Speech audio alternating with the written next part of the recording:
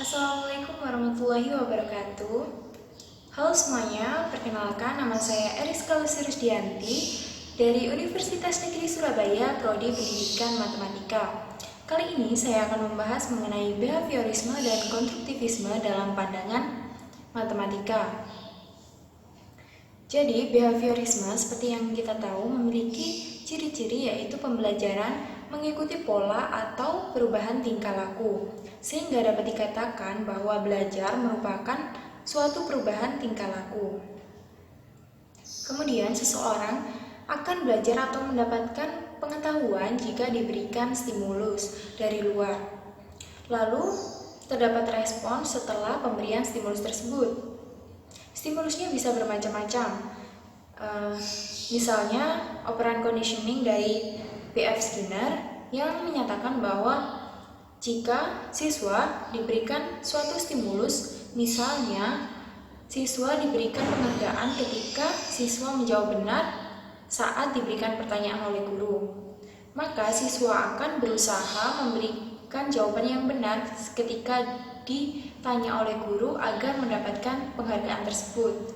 Nah, hal itu akan menjadi stimulus siswa yang dapat membuatnya mengalami perubahan tingkah laku. Kemudian, contoh stimulus yang lain yaitu classical conditioning dari Ivan Pavlov, yang itu siswa diberikan stimulus alami lalu diberikan stimulus buatan dalam satu waktu, sehingga siswa akan memberikan respon alami terhadap pemberian kedua stimulus tersebut. Nah, pemberian stimulus tersebut akan berhasil ketika saat siswa hanya diberikan stimulus buatan saja, siswa sudah memberikan respon yang positif terhadap stimulus tersebut, maka hal tersebut dapat dikatakan bahwa pemberian stimulus itu berhasil. Jadi, terdapat beberapa stimulus yang dapat digunakan untuk membuat siswa merespon terhadap pembelajaran yang telah diberikan oleh guru. Kemudian, bagaimana behaviorisme dalam pandangan logisisme? Apakah sudah sesuai? Jadi, matematika pada dasarnya bisa dikembangkan atau diarahkan atau memiliki akar logika. Konsep, definisi, teorema, dan sebagainya bisa dikaitkan dengan hubungan logika. Jika guru melihat matematika sebagai logisisme, maka cara mengajarnya pun akan menggunakan metode ceramah, lalu memberikan stimulus, dan siswa akan memberikan respon terhadap stimulus tersebut. Jadi, logisisme sesuai dengan pandangan behaviorisme. Kemudian, apakah behaviorisme sesuai dengan formalisme dan intuisionisme? Jadi, behaviorisme sesuai dengan formalisme. Menurut David Hilbert, sifat alami matematika adalah sebagai sistem lambang yang formal. Jika guru melihat matematika sebagai formalisme, maka guru akan mengajarkan matematika dengan sistem lambang yang lebih mudah dipahami oleh siswa.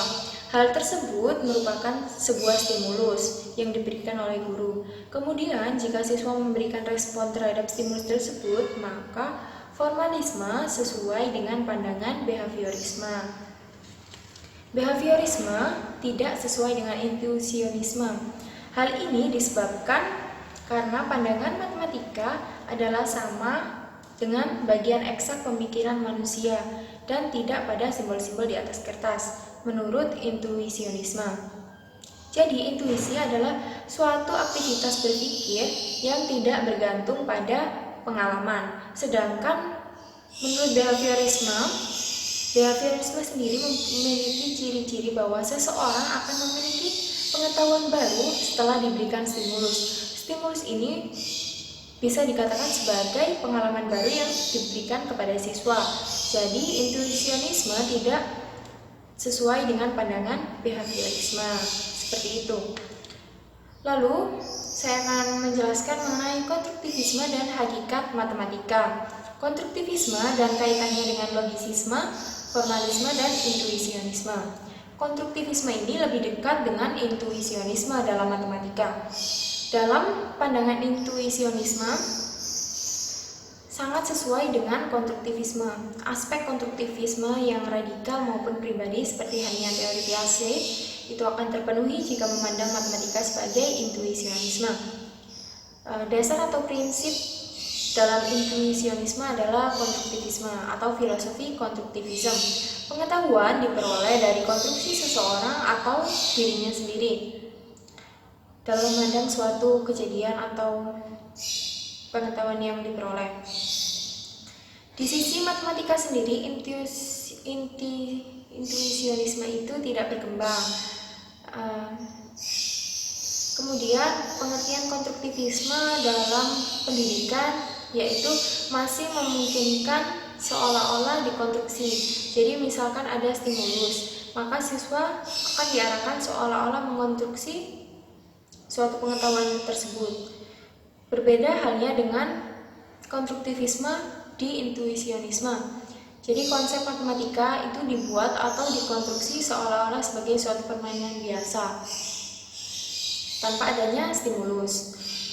Jadi logisisme dan formalisme dalam pandangan konstruktivisme juga dapat digunakan atau sesuai dengan pandangan konstruktivisme. Sehingga pada konstruktivisme, ketiga aliran pada matematika yaitu logisisme, formalisme, dan intuisionisme dapat digunakan dalam konstruktivisme. Namun yang paling erat kaitannya yaitu intuisionisme. Oke, sekian penjelasan mengenai behaviorisme dan konstruktivisme dari saya. Kurang lebihnya saya mohon maaf apabila ada salah kata maupun yang lain. Wassalamualaikum warahmatullahi wabarakatuh. See you.